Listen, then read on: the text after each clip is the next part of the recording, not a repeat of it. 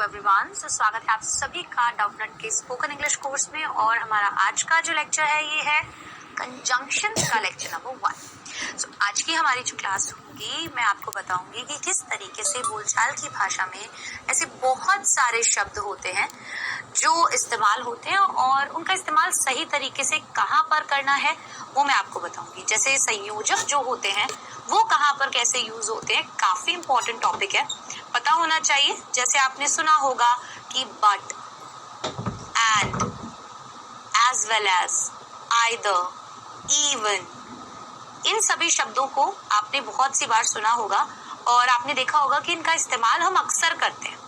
ठीक है, अब मैं आपको बताऊंगी कि सही इस्तेमाल कहाँ पर और कैसे करना है। आज लेक्चर नंबर 1 है कंजंक्शन पढ़ेंगे। कंजंक्शन मतलब क्या होता है?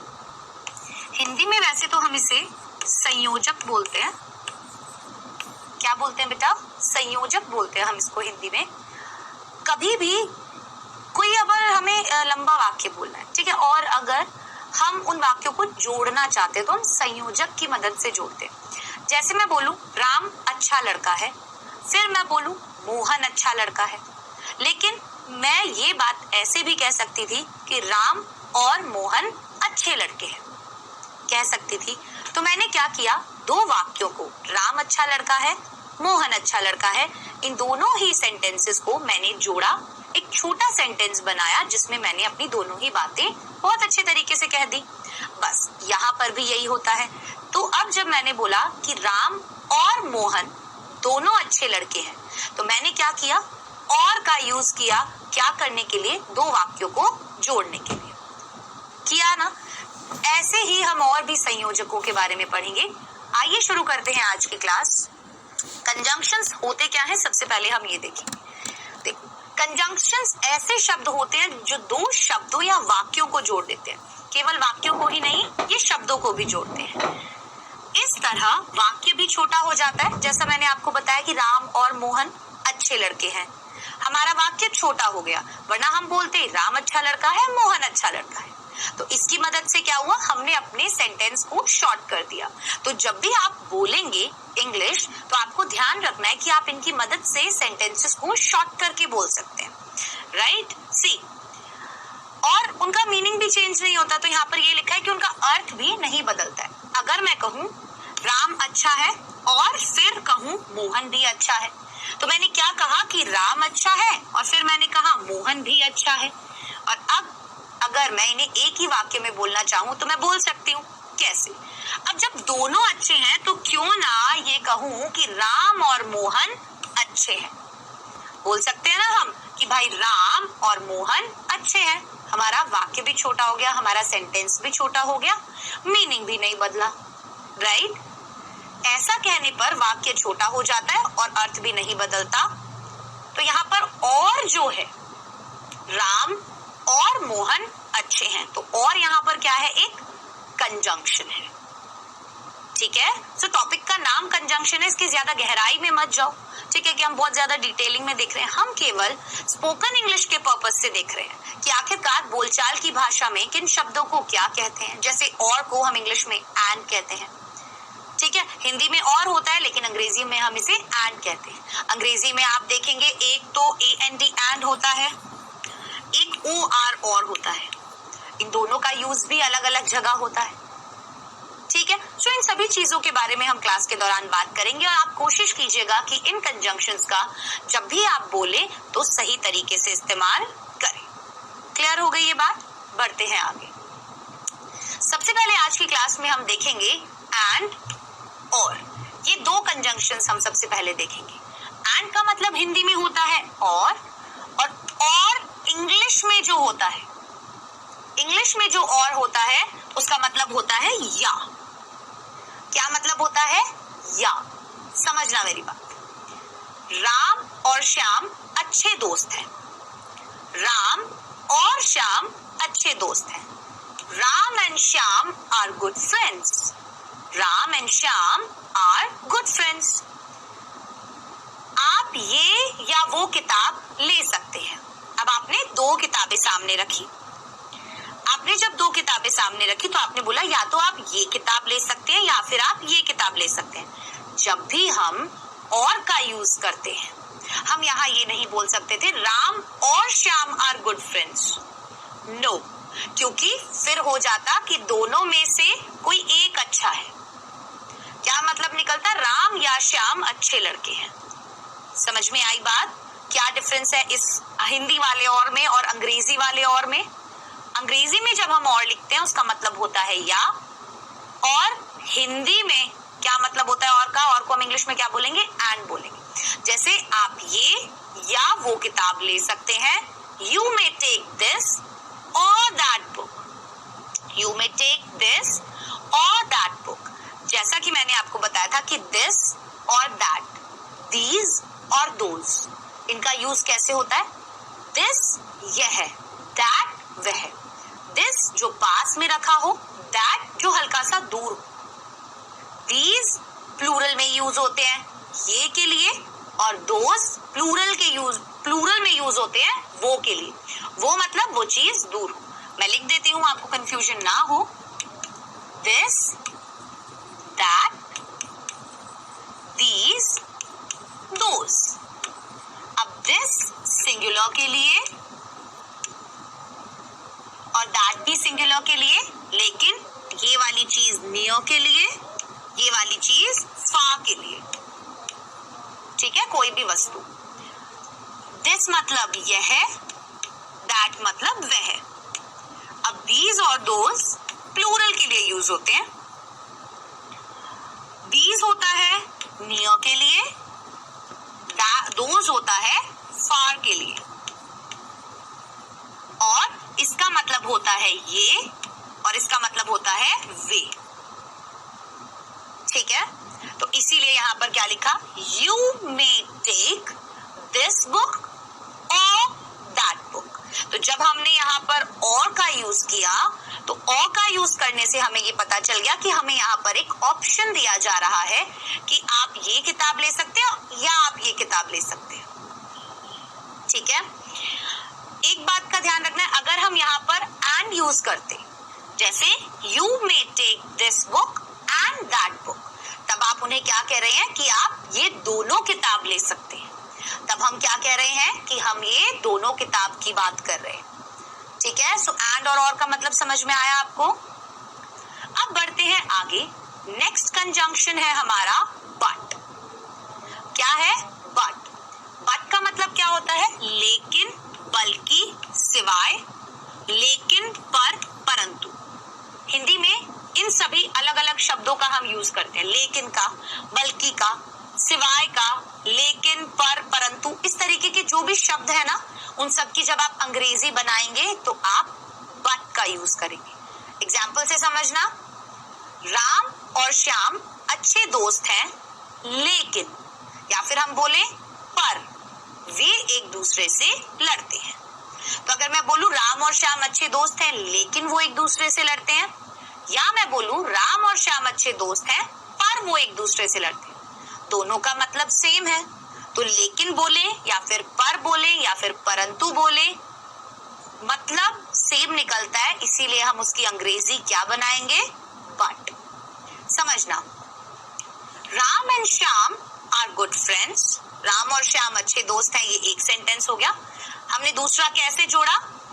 But they fight with each other, लेकिन, परंतु, पर वो क्या करते हैं? वो एक दूसरे से लड़ाई करते हैं।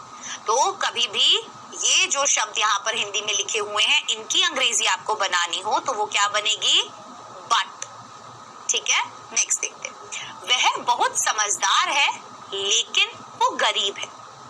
वह बहुत समझदार है लेकिन वो गरीब है। He is very intelligent.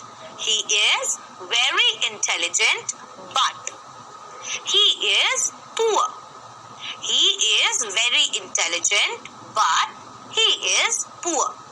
ये सभी सेंटेंसेस जो यहाँ हिंदी में लिखे हैं एंड देन यहाँ इंग्लिश में लिखे हैं, सभी सेंटेंसेस आपकी कॉपीज के अंदर जरूर होने चाहिए। अगर ये आपकी कॉपीज के अंदर नहीं है, जितने ज्यादा सेंटेंसेस की आप इंग्लिश देखेंगे, पढ़ेंगे, उतना ही ज्यादा बेहतर आप होते जाएंगे। ठीक है, सो हमने अभी तक देखा एंड और, फिर हमने देखा बट। अब ये तो हमने देखा था लेकिन, पर और परंतु के लिए बट का इस्तेमाल, है ना। लेकिन, बल्कि और सिवाय में सबसे पहले हमने देखा लेकिन, लेकिन को हम पर भी बोलते हैं, परंतु भी बोलते हैं। अब हम देखेंगे बट का इस्तेमाल सिवाय या फिर अलावा के टाइम पर जब हम यूज करते हैं। किसके टाइम पर? सिवाय या फिर अलावा। समझना, मैं तुम्हारे घर के सिवाय कहीं भी नहीं जा सकता हूँ, या हम बोले मैं कहीं भी जा सकता हूँ पर तुम्हारे घर नहीं। दोनों ही वाक्यों का मतलब सेम है। एक में हमने सिवाय का यूज किया है, दूसरे में हमने पर का यूज किया है, लेकिन क्या दोनों ही सेंटेंसेस का मीनिंग सेम निकल रहा है? बिल्कुल निकल रहा है। तो देखो, I can go anywhere but your home. See, I can go anywhere, मैं कहीं भी जा सकता हूँ, but your home, तुम्हारे घर के सिवाय। तो हमने but your home लिखते ही हमें पता चल गया कि ये यहाँ पर कह रहा है कि भाई इसके घर नहीं जा सकता। तो तुम्हारे घर के सिवाय मैं कहीं भी जा सकता हूँ, I can go anywhere but your home। ऐसे ही एक्सेप्ट का इस्तेमाल भी हम करते हैं ना। I can go anywhere except your home। EXCEPT, except का यूज, इसका भी इस्तेमाल हम आगे पढ़ेंगे। तो जरूरी नहीं कि एक ही शब्द ऐसा हो जो यूज हो रहा हो, जैसे सिवाय के लिए केवल बट का यूज हो रहा है, ऐसा जरूरी नहीं होता, ध्यान रखना। ठीक है, हम बट का यूज देखो कितने अलग अलग मीनिंग्स के लिए कर रहे हैं। हम परंतु के लिए भी कर रहे हैं, हम लेकिन के लिए कर रहे हैं, सेम जगह हम सिवाय के लिए भी यूज कर रहे हैं। तो स्पोकन इंग्लिश में यही होता है, बहुत सारे शब्द आपको ऐसे मिलेंगे, ठीक है, जो अलग अलग जगह यूज होंगे, अलग अलग मीनिंग्स के तौर पर। अगर हम अगला सेंटेंस देखें, मैं कुछ भी कर सकता हूँ सिवाय तुम्हें पीटने के। I can do anything but beat you।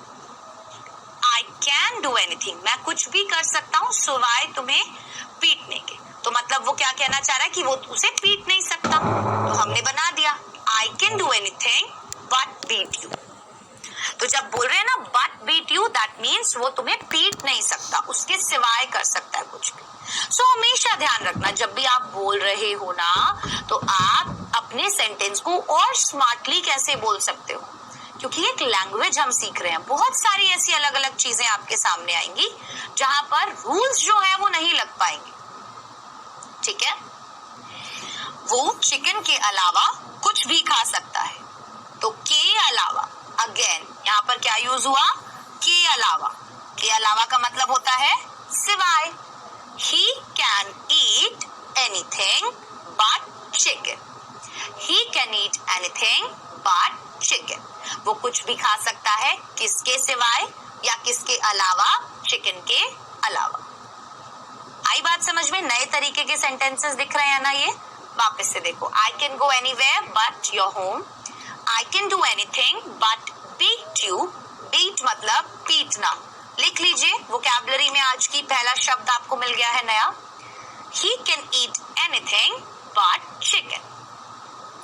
Clear हो गई ये बात? आगे बढ़ते हैं। अब एक नोट है यहाँ पर, सिवाय अलावा वाले वाक्यों में बट के अलावा हम एक्सेप्ट भी लगा सकते हैं। अभी मैंने आपको बताया था ना, तो इन सभी शब्दों में, इन सभी सेंटेंसेस में हम क्या लिख सकते हैं? बट लिख सकते हैं, और हम एक्सेप्ट भी यहाँ पर लिख सकते हैं, क्योंकि इसका मतलब भी क्या होता है? इसका मतलब भी सिवाय ही होता है।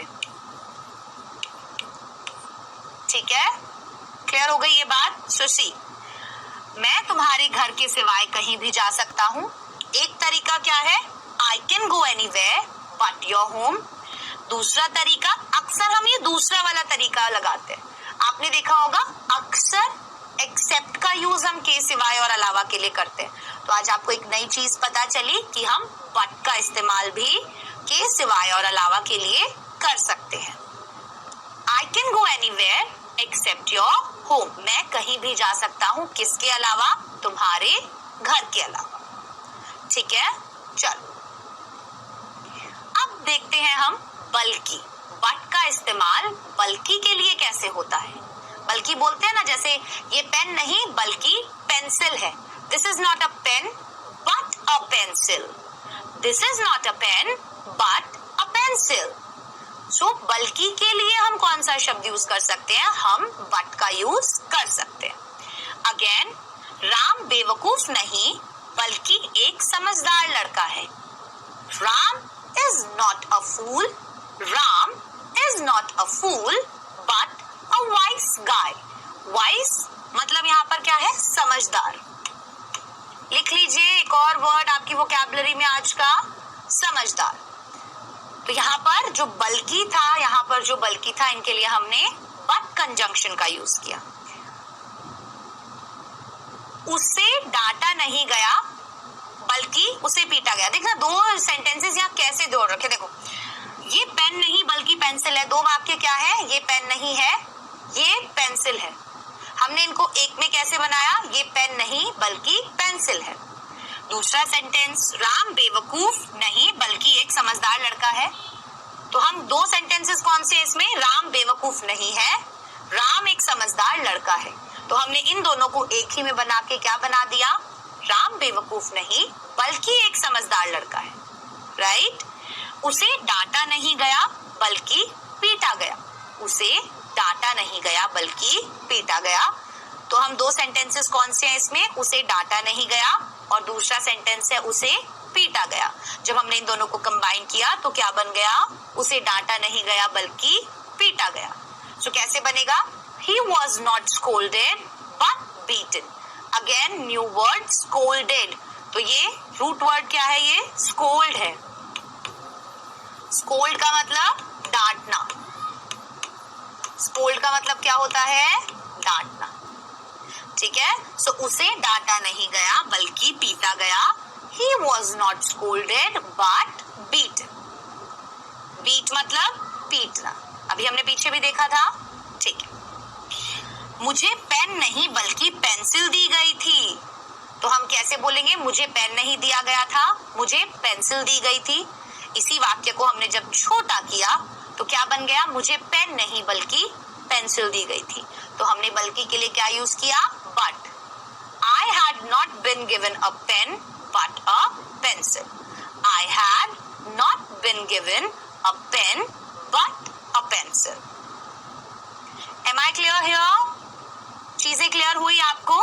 तो देखो, बट का इस्तेमाल तीन जगह, एक तो लेकिन पर परंतु के केस में, एक सिवाय और अलावा के केस में, साथ ही साथ सिवाय और अलावा की जगह इंग्लिश में हम एक्सेप्ट भी लगा सकते हैं, जो होता है EXCEPT, एक्सेप्ट, नॉट AEECEPT। ये वाला अलग होता है, ये तो स्वीकार करना होता है, ये नहीं। यहाँ पर सिवाय अलावा कौन सा है? EXCEPT। ठीक है? और नेक्स्ट है बल्कि के लिए, तो हमने देखा बल्कि वाले सेंटेंसेस में। आइए बढ़ते हैं आगे। अब देखते हैं फॉर, एज, बिकॉज और सिंस का इस्तेमाल। फॉर, एज, बिकॉज और सिंस, इनका यूज हम क्योंकि या चूंकि के केस में करते हैं। बहुत से लोग देखना चूंकि भी बोलते हैं। चूंकि मतलब क्योंकि होता है। ठीक है? तो बहुत सी बार आपने कहीं हिंदी की किताबों में भी पढ़ा होगा, चूंकि लिखा जाता है क्योंकि को। ठीक है? तो सेम चीज है, कंफ्यूज नहीं होना। अब देखो, जब भी वाक्य में क्योंकि या चूंकि का प्रयोग होता है तो इन चारों में से किसी भी एक का प्रयोग किया जा सकता है। ये जो है फॉर, एज, बिकॉज और सिंस, ये सभी चीजें अंग्रेजी में क्योंकि के लिए इस्तेमाल होती है। आपने देखा होगा सिंस और फॉर का इस्तेमाल हम टाइम के रेफरेंस में भी करते हैं। जब हमने टेंसेस पढ़े थे तब हमने देखा था ना कि हम टाइम के रेफरेंस में, कि से के लिए 2 बजे से पढ़ रहा है, कल से पढ़ रहा है, 5 साल से पढ़ रहा है, तो वहां पर फॉर और सिंस का अलग इस्तेमाल था। लेकिन यहाँ पर जब हम इसे कंजंक्शन के तौर पर यूज कर रहे हैं तो इसका इस्तेमाल अलग है, और जब हमने प्रेपोजिशन पढ़े तो हमने फॉर का इस्तेमाल अलग तरीके से देखा। सो एक ही वर्ड के इंग्लिश में बहुत सारी जगह अलग अलग तरीके से यूज होता है, हमेशा ध्यान रखना। ठीक है? चलो, अब एक इम्पॉर्टेंट बात यह है कि क्योंकि या चूंकि के लिए बिकॉज का प्रयोग केवल वाक्यों के बीच में होता है। बिकॉज तो हम कब यूज करेंगे? वाक्यों के बीच में अक्सर यूज करते हैं, और सिंस का प्रयोग केवल वाक्य के शुरुआत में होता है। ये दो चीज याद रखनी है कि क्योंकि या चूंकि अगर हम वाक्य में बोल रहे हैं, अभी एग्जाम्पल से समझाऊंगी तो और क्लियर हो जाएगा। क्योंकि और चूंकि जब हमें अंग्रेजी में बोलना है तो बिकॉज का यूज तो हम वाक्य के बीच में करेंगे अक्सर, लेकिन किसका इस्तेमाल, सिंस का इस्तेमाल हम यूजुअली वाक्य के शुरुआत में करते हैं। देखना एक चीज और, also, even, either, too, as well, इनका यूज कहाँ होता है, ऑल्सो, इवन, आइदर, टू और एज वेल, इसका यूज हम भी के लिए करते हैं। किसके लिए, इन सभी का अर्थ होता है भी। क्या होता है इन सभी का अर्थ, भी। जैसे ऑल्सो, टू और एज वेल एज का प्रयोग पॉजिटिव वाक्यों में होता है। Generally also, too, as well are used in positive sentences. आमतौर पर इनका यूज कब होगा, पॉजिटिव सेंटेंस में। तो जैसा कि मैंने अभी आपको बताया कि ऑल्सो, इवन, आइदर, टू और एज वेल का यूज भी के लिए होता है, लेकिन सबसे पहले हम क्यों ना एग्जाम्पल्स देख लें फॉर, एज, बिकॉज और सिंस के लिए। तो जब हमें एग्जाम्पल्स देखने हैं, हमने बोला कि फॉर, एज, बिकॉज और सिंस का यूज हम कब करते हैं, जब हमें क्योंकि या चूंकि बोलना है। बिकॉज का यूज हम जनरली सेंटेंस के बीच में करेंगे, जबकि सिंस का यूज हम जनरली कब करेंगे, सेंटेंस के स्टार्टिंग में। ध्यान से सुनना, क्योंकि मैं बीमारिक था या फिर बीमार था, आप बोलेंगे क्योंकि मैं बीमार था इसलिए मैं नहीं आया।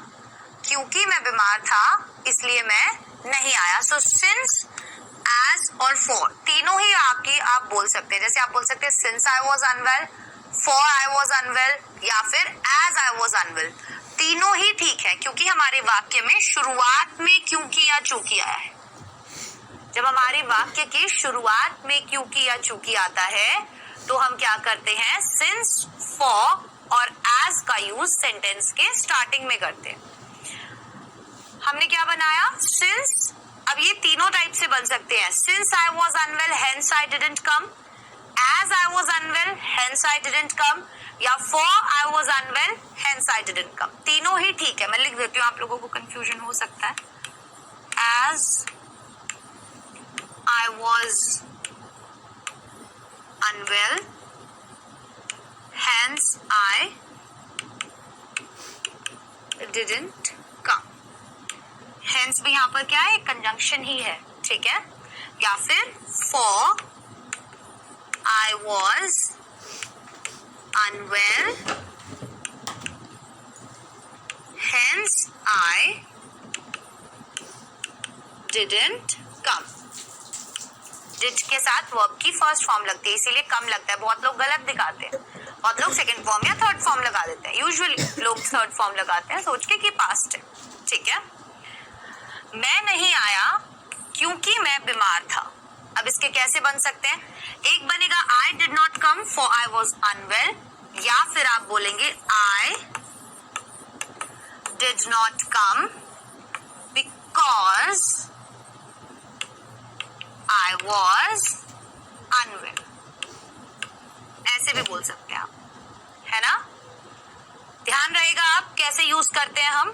सिंस का यूज आप देखना यूजुअली आप स्टार्टिंग में करोगे। एक बात और, मैंने ये नहीं बोला कि हमेशा, मैंने क्या बोला, आमतौर, क्योंकि ये सभी रूल्स जो होते हैं ये सब जगह अप्लाई नहीं होते। स्पेशली हम कोई भाषा जब बोलते हैं तब तो बिल्कुल भी नहीं, वो तो हमारे ऊपर निर्भर करता है कि हमने क्योंकि पहले बोला या बाद में बोला, ठीक है। सो ये थोड़े से रूल्स हैं जिनका आप ध्यान रखेंगे।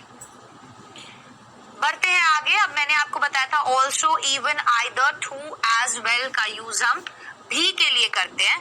तो ध्यान ये रखना था कि इन पांचों का ही मतलब भी होता है, लेकिन ऑल्सो, टू और एज वेल का यूज ज्यादातर पॉजिटिव सेंटेंस में किया जाता है। किसमें, पॉजिटिव सकारात्मक वाक्यों में किया जाता है। आइदर का यूज हम नेगेटिव वाक्यों में करेंगे। किसमें, नेगेटिव वाक्यों में, जैसे मैं भी अच्छा नहीं हूं, ठीक है।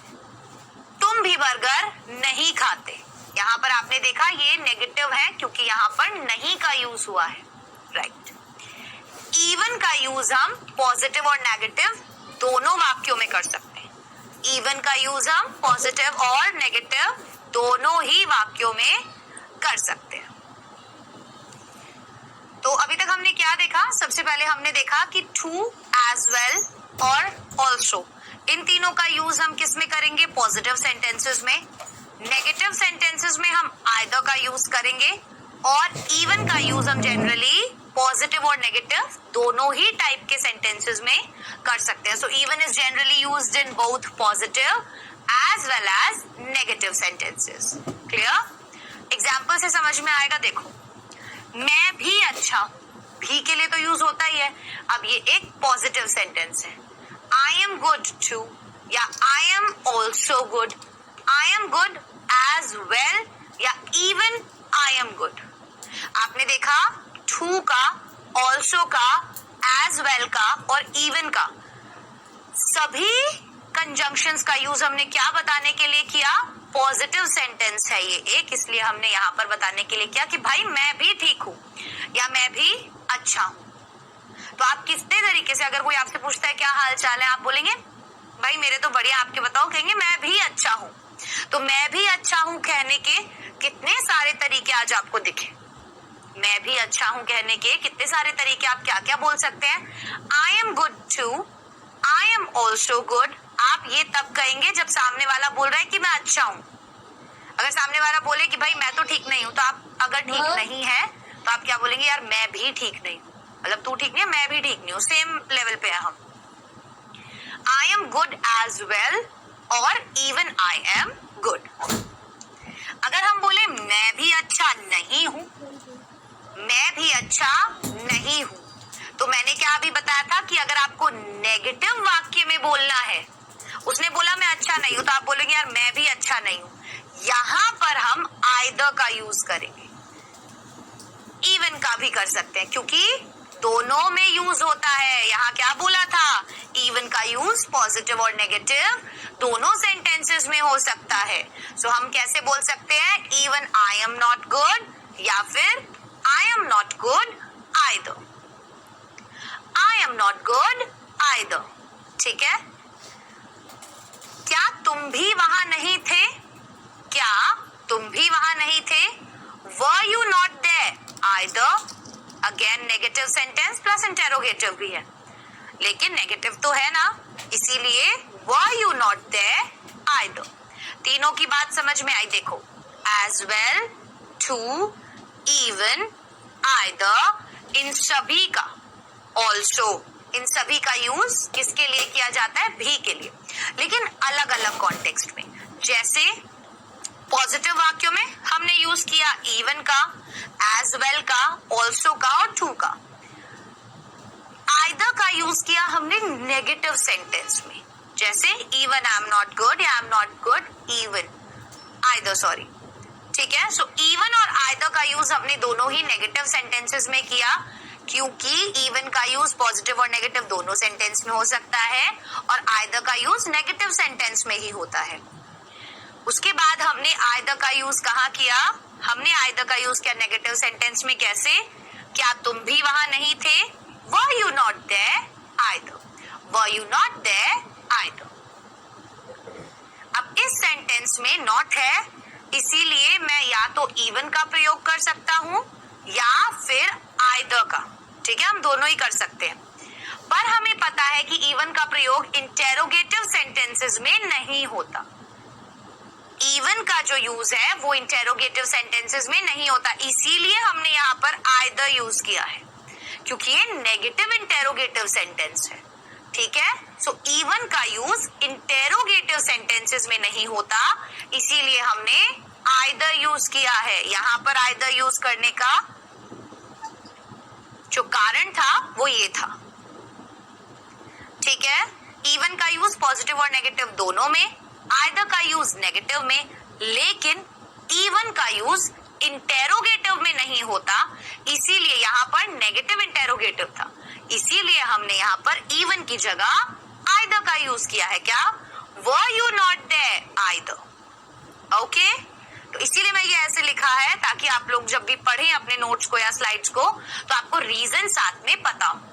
जैसे मैं भी फल पसंद नहीं करता, ये एक नेगेटिव सेंटेंस है। I don't like fruits either, क्योंकि आइदर का यूज हम नेगेटिव में करते हैं, या फिर even I don't like fruits, even का यूज हम पॉजिटिव और नेगेटिव दोनों में करते हैं। केवल इवन का यूज इंटेरोगेटिव में नहीं होता, प्रश्न सूचक जो वाक्य होंगे उनमें नहीं होता। ठीक है, वे भी मेरे साथ नहीं थे, they are not with me either, even they are not with me, दोनों तरीके से हम वाक्य को कह सकते हैं। तो आपको समझ में आ रहा है कि कहां कहां पर कैसे हम इन कंजंक्शंस का यूज करते हैं आम बोलचाल की भाषा में, और ये सारे ही सेंटेंसेस आपने देखे कि हम अक्सर इनका इस्तेमाल करते हैं।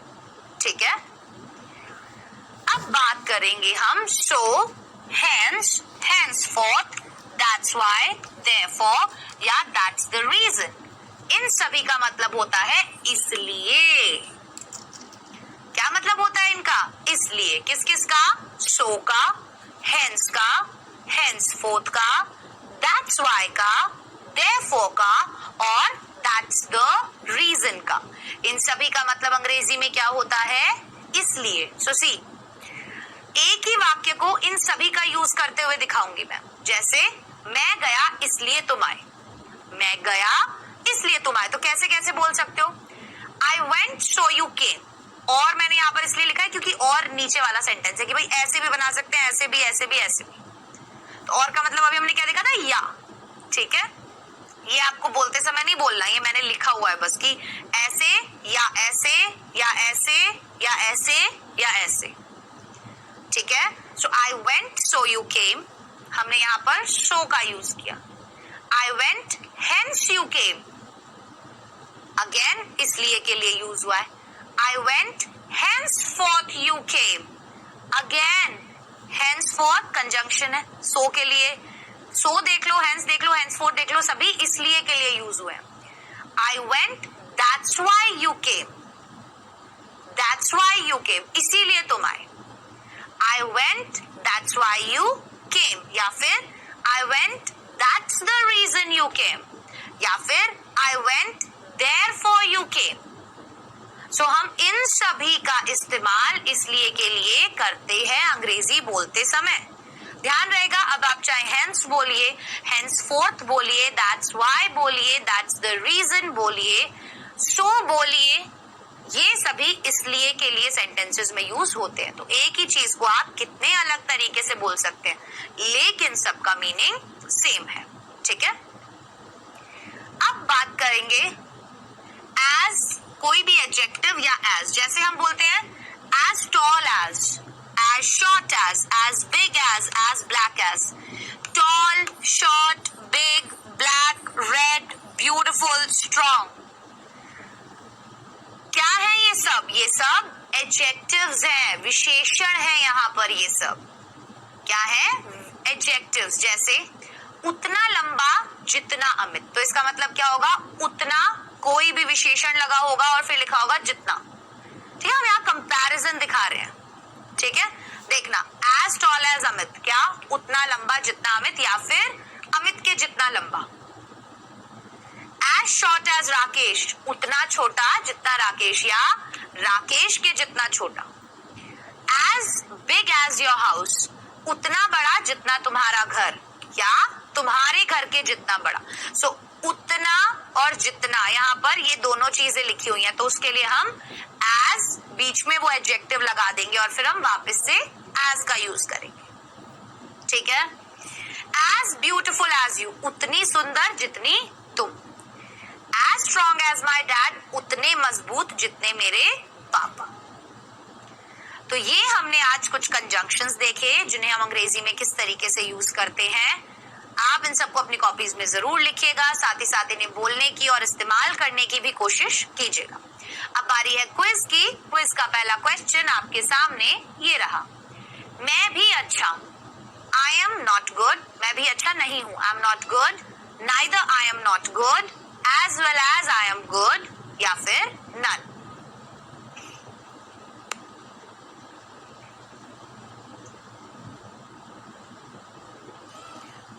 हमारा अगला क्वेश्चन है, मैं नहीं आया क्योंकि मैं बीमार था। I did not come for I was unwell, I did not come as I was unwell. I didn't come, I was unwell. ये option number 4 both A and B मतलब once first and second. So फटाफट से दीजिए जवाब, बहुत easy questions हैं. चलिए, so question number 1 जो है उसका जवाब क्या होगा? मैं भी अच्छा नहीं हूँ. Even I am not good. हमने इवन का यूज यहाँ पर किया क्योंकि नेगेटिव सेंटेंस था. ठीक है. मैं नहीं आया क्योंकि मैं बीमार था. ऑप्शन नंबर 4 होगा इसका सही जवाब, क्योंकि हम फॉर का यूज और एज का यूज दोनों का यूज किसके लिए करते हैं? क्योंकि के लिए. ठीक है. चलो, सो आज की क्लास में हमने देखी कंजंक्शंस, कैसे हम सेंटेंसेस को और वर्ड्स को जोड़ सकते हैं. हमने देखा बट, एंड, और, henceforth, hence, also, to, that's why, that's the reason. काफी सारे कंजंक्शंस देखे.